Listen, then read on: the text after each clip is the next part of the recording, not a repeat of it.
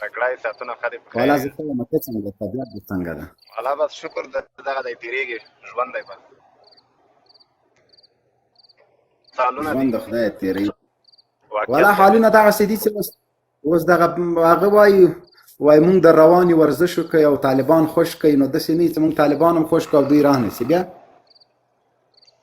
جنرال صاحب درکړو چې خپل وطن مو دی ولې د خپل وطن نه مو تاسو منې کوئ که څنګه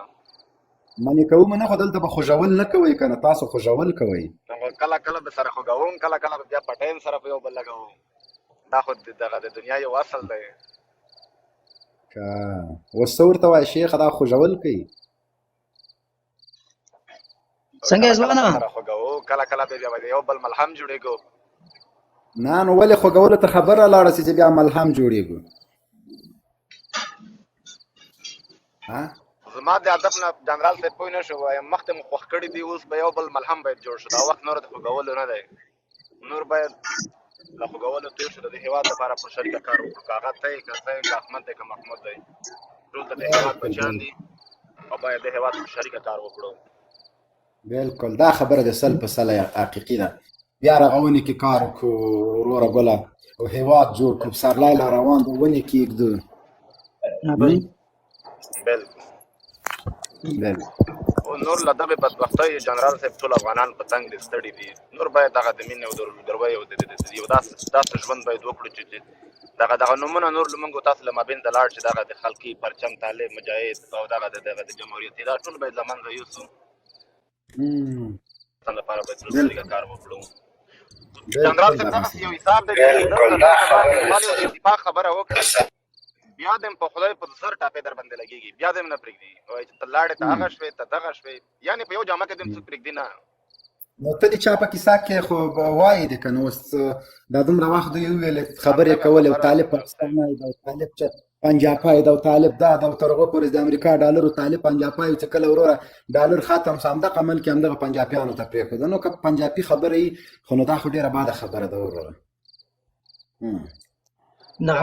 رئیس خپل هم په دې فکر یم چې باید افغان ته باید د پنجابي کلمه ونه کراول شي افغان دی افغان هېڅکله هم دومره بېناموسه نه شي کېدی چې پنجابی شي. آفرین بالکل بیا پنجاپی چې سي نو ته والا چې دا زه پنجاپی سم د ما په دې پنجاپیتوب کې څه هغه خو اوس که غټې وریجې خورم بیا به دال خورم. جنرال صاحب والله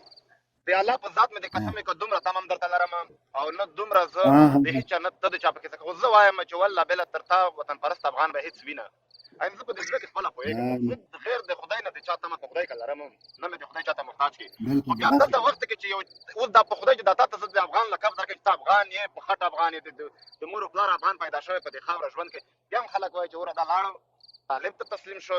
هغه شو دغه شو یعنې دلته دا ټاپې ډېرې دي په بالله